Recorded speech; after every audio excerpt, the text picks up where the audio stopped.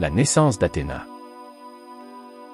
Dans les temps anciens, lorsque le monde était encore jeune, Athéna naquit de la tête de Zeus, le roi des dieux. « Je suis Athéna, la déesse de la sagesse et de la guerre », s'exclama-t-elle, émergeant dans un éclat de lumière.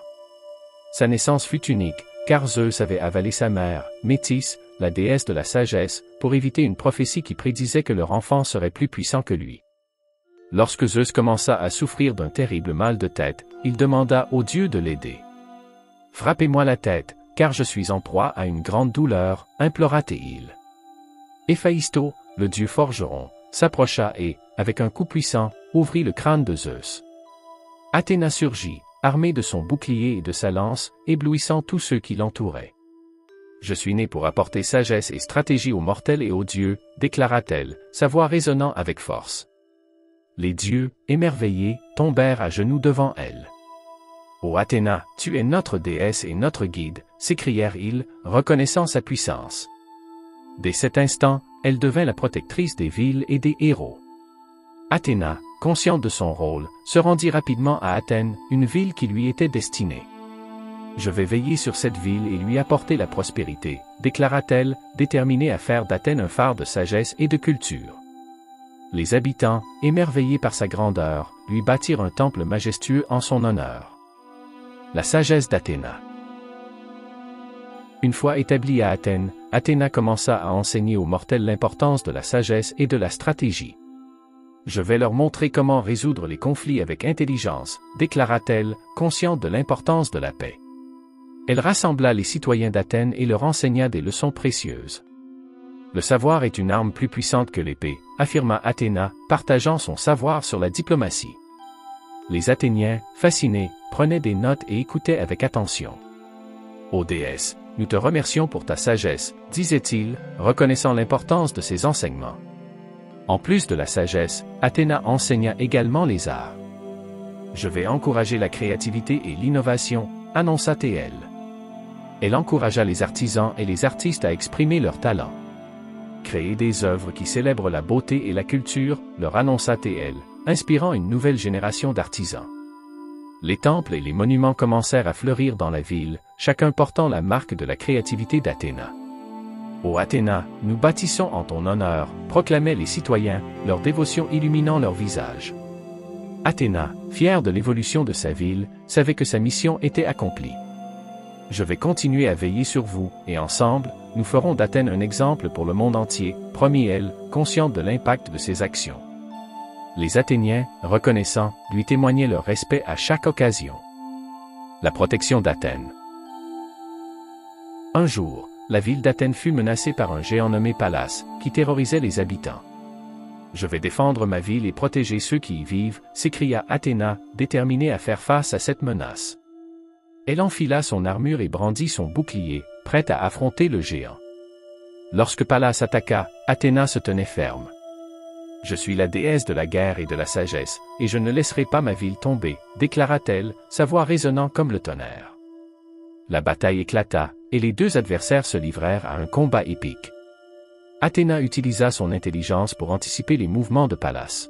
« Je vais le tromper et le vaincre avec ruse », pensa-t-elle.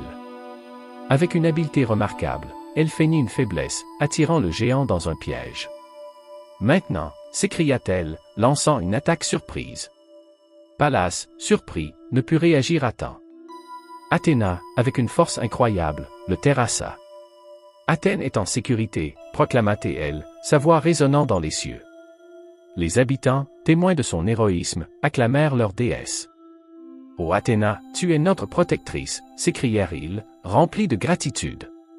Athéna, fière de sa victoire, déclara « Je vais toujours veiller sur vous, et je ferai en sorte qu'Athènes demeure forte et prospère. » Les citoyens, unis dans leur admiration, promirent de toujours honorer leur déesse et de défendre leur ville avec courage. La rivalité avec Poséidon. Alors qu'Athènes prospérait, une rivalité éclata entre Athéna et Poséidon, le dieu de la mer. « Je vais prouver que je suis la protectrice la plus digne d'Athènes », déclara Poséidon, déterminé à revendiquer la ville. Il proposa de créer une source d'eau salée pour les Athéniens. Athéna, ne se laissant pas intimider, proposa un don de sagesse. Je vais leur offrir un olivier, symbole de paix et de prospérité, affirma-t-elle, consciente de l'importance de son cadeau. Les habitants, curieux, se rassemblèrent pour voir quelle divinité leur offrirait le meilleur présent. Les dieux décidèrent d'organiser un concours pour déterminer qui des deux divinités serait le protecteur d'Athènes. Je vais créer une merveille qui montrera ma puissance, déclara Poséidon, et il frappa le sol avec son trident, faisant jaillir une source d'eau salée. Athéna, à son tour, toucha le sol avec sa lance, faisant émerger un olivier majestueux. Cet arbre fournira de l'huile, des olives et du bois, proclama Théel, consciente de la valeur de son cadeau. Les Athéniens, émerveillés par les deux dons, se retrouvèrent face à un dilemme.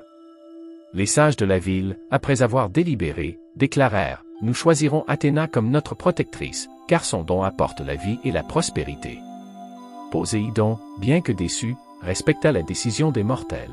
« Athéna, tu es la protectrice d'Athènes, affirma-t-il, conscient de la sagesse des habitants. » Athéna, reconnaissante, promit de veiller sur sa ville et d'apporter la paix. « Je vais toujours défendre Athènes et en faire un phare de culture et de sagesse, déclara-t-elle, sa voix résonnant avec force. Les explorations d'Athéna. Avec la ville d'Athènes sous sa protection, Athéna décida d'encourager les explorations et les découvertes. « Je vais inspirer les mortels à explorer le monde et à élargir leurs horizons, déclara-t-elle, consciente de l'importance de la connaissance. Elle convoqua des navigateurs et des explorateurs. « Ô Athènes, nous te suivrons dans nos voyages, affirmèrent-ils, reconnaissant l'importance de l'exploration. Athéna leur accorda sa bénédiction. Que la sagesse guide vos pas et que la connaissance vous accompagne, proclama Théel, consciente de l'impact de ses paroles. Les navigateurs, armés de la sagesse d'Athéna, partirent vers de nouvelles terres. Nous allons découvrir des merveilles et apprendre des autres cultures, s'exclamèrent-ils, remplis d'enthousiasme. Athéna, les observant de loin, se sentait fière de leur détermination. Au fil des voyages, les explorateurs apportèrent des connaissances et des trésors. Nous avons découvert de nouvelles terres et de nouvelles idées, racontaient-ils, partageant leurs récits avec les habitants. Athéna encourageait ces échanges, consciente que la diversité enrichissait sa ville. Les Athéniens, en apprenant de nouvelles pratiques et de nouveaux savoirs, commencèrent à prospérer. « Ô Athéna, nous te remercions pour cette inspiration, » disait-il, reconnaissant l'importance de l'ouverture d'esprit. Athéna, fière de leur évolution, promit de continuer à les guider dans leurs explorations. Les débats de la sagesse. Avec le temps, Athènes devint un centre de sagesse et de philosophie. Je vais encourager les débats et les discussions pour enrichir l'esprit des mortels, déclara Athéna, consciente de l'importance de l'échange d'idées. Elle invita des philosophes et des érudits à se rassembler dans la ville. Les débats, animés et passionnés, attirèrent l'attention des citoyens. Nous allons discuter des vérités de l'univers et de la nature de l'homme, proclamaient-ils, leur enthousiasme palpable. Athéna, observant avec fierté, savait que ces échanges renforçaient la culture d'Athènes. Le savoir est une lumière qui éclaire l'obscurité, affirmait-elle, encourageant chacun à partager ses idées. Les citoyens, fascinés par la sagesse des philosophes, prenaient des notes et posaient des questions. « Ô Athéna, nous te remercions pour cette opportunité d'apprendre, » disait-il, reconnaissant la valeur des débats. Les philosophes, inspirés par la déesse, commençaient à développer des théories sur la morale, la justice et la vérité. « Nous allons construire un avenir meilleur grâce à la sagesse, » déclaraient-ils, unis dans leur quête de connaissance. Athéna, heureuse de voir cette évolution, promit de toujours les guider. Les discussions devinrent une partie intégrante de la culture athénienne, et les citoyens comprirent que la sagesse était un trésor inestimable.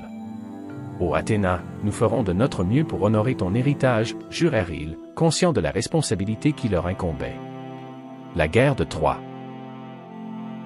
Alors qu'Athènes prospérait, un conflit éclata à Troie. « Je vais soutenir mes alliés et défendre la justice, » déclara Athéna, consciente de l'importance de la guerre. Elle se joignit aux autres dieux, déterminée à influencer le cours des événements. « Je vais apporter la sagesse aux héros, » affirma-t-elle. Athéna choisit de soutenir les Grecs, qui avaient besoin de sa sagesse pour vaincre les Troyens. « Je vais guider Ulysse et les autres héros dans leur quête, » déclara-t-elle, consciente de la force de son intervention. Les Grecs, reconnaissant la présence de leur déesse, s'élancèrent au combat. Au cours de la guerre, Athéna apparut aux héros en tant que conseillère. « Utilisez la ruse et la stratégie pour vaincre vos ennemis, » leur dit-elle, consciente que la force brute n'était pas toujours la solution. Les héros, inspirés par ces paroles, mirent en place des plans astucieux. L'astuce du cheval de Troie, conçu par Ulysse, fut l'un des plus grands triomphes de la guerre. C'est grâce à la sagesse d'Athéna que nous avons réussi, proclamèrent les Grecs, reconnaissant son influence. Athéna, fière de leur victoire, se sentit plus puissante que jamais. Je vais toujours veiller sur mes alliés et défendre la justice, promit-elle, consciente que son rôle était essentiel dans le monde des mortels. Les Grecs, unis dans leur gratitude, célébrèrent leur victoire et remercièrent Athéna pour son soutien. La création de l'Acropole. De retour à Athènes après la guerre de Troie, Athéna décida de construire un symbole de la puissance et de la sagesse.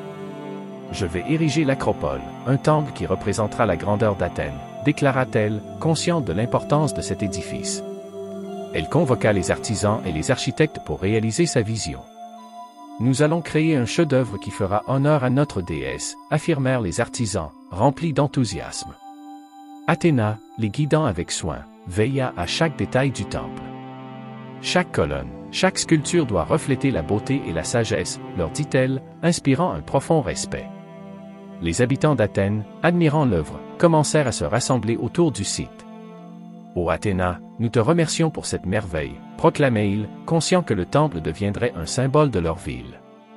Athéna, fière de leur dévotion, savait que l'Acropole renforcerait leur culture. Le temple fut achevé, et une cérémonie grandiose fut organisée. « Je dédie cette œuvre à la sagesse et à la paix », déclara Athéna, consciente de l'importance de ce monument. Les citoyens, unis dans leur gratitude, célébrèrent avec des chants et des danses, honorant leur déesse. L'Acropole devint un lieu de rassemblement pour les Athéniens, un symbole de leur unité et de leur force. « Ô Athéna, nous ferons de notre mieux pour honorer cet héritage », jurèrent-ils, conscients de leur responsabilité envers leur déesse. Les épreuves d'Athéna. Malgré sa force et sa sagesse, Athéna dut faire face à des épreuves. Un jour, un héros nommé Ajax défia son autorité. « Je suis le plus grand guerrier, et je n'ai pas besoin de ta protection », déclara-t-il, déterminé à prouver sa valeur. Athéna, bien que déçue, sut qu'elle devait agir avec sagesse. « Je vais lui montrer que l'humilité est essentielle », se dit-elle. Athéna décida de lui tendre une leçon. Elle le dirigea vers un défi impossible, vaincre un monstre redoutable sans son aide. « Tu dois apprendre à reconnaître la force des autres et à ne pas agir seul », lui murmura-t-elle en secret. Ajax, aveuglé par son ego, s'élança au combat. « Je suis invincible », s'écria-t-il, mais il se heurta au monstre avec force, sans succès. Athéna, observant de loin, se sentait triste pour lui. « Je ne voulais pas qu'il subisse un tel sort, mais il doit apprendre », murmura-t-elle, consciente de l'importance de cette leçon. Finalement, Ajax comprit la valeur du travail d'équipe et de l'humilité. « Je m'excuse, ô Athéna, pour mon arrogance », s'écria-t-il, réalisant que la sagesse était plus puissante que la force brute. Athéna, touchée par sa sincérité, lui offrit une seconde chance. « Je vais aider à vaincre ce monstre, mais rappelle-toi toujours de l'humilité », déclara-t-elle avec bienveillance. Ajax, reconnaissant, se mit à l'œuvre avec l'aide d'Athéna. Ensemble, ils vainquirent le monstre, et Ajax apprit une précieuse leçon. « Ô Athéna, je te remercie pour cette sagesse », affirma-t-il, conscient que la véritable force résidait dans l'unité. L'héritage d'Athéna. Avec le temps, l'héritage d'Athéna se répandit à travers le monde. « Je suis Athéna, et ma lumière brillera à jamais dans le cœur de ceux qui cherchent la sagesse », murmurait-elle, consciente que ses enseignements seraient chéris pour les générations à venir.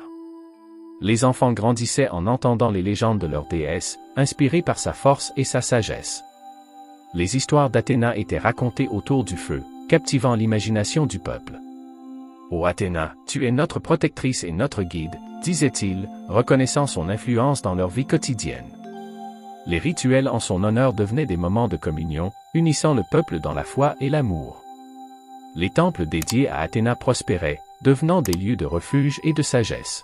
« Nous venons chercher la lumière de notre protectrice », affirmaient les fidèles, apportant leurs offrandes avec respect. Athéna, observant leur dévotion, savait que son rôle de gardienne était honoré à chaque prière. La nature, en réponse à leur foi, continuait de prospérer, témoignant de la relation sacrée entre la déesse et son peuple. Chaque acte de bonté est un hommage à ma présence, répétait-elle, consciente que leur connexion avec l'univers était essentielle pour leur avenir. Son héritage demeurait vivant, unissant le passé et l'avenir dans un même souffle.